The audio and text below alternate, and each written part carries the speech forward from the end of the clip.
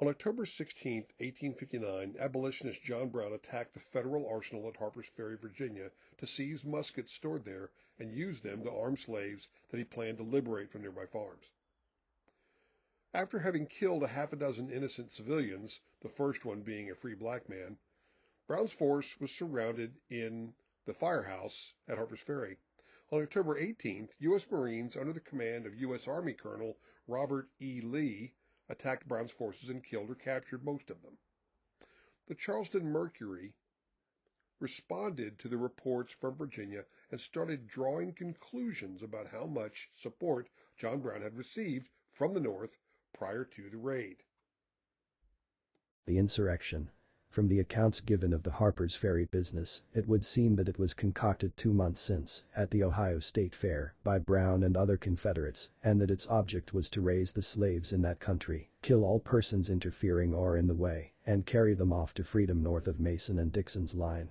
The number of whites directly concerned, only 23, is small for the great preparations made in arms and ammunition.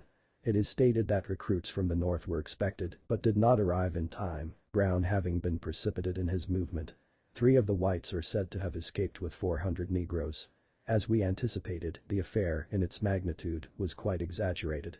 But it fully establishes the fact that there are, at the North, men ready to engage in adventures upon the peace and security of the Southern people, however heinously and recklessly, and capable of planning and keeping secret their infernal designs. It is a warning profoundly symptomatic of the future of the Union with our sectional enemies. Charleston Mercury, October 21, 18. So what are the implications?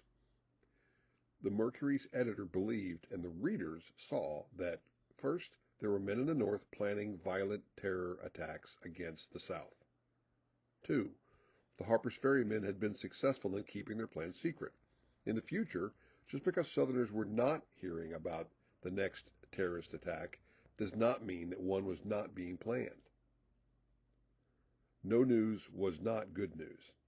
And finally, Harper's Ferry was an indicator of what the future held for the South in a Union which included Republicans.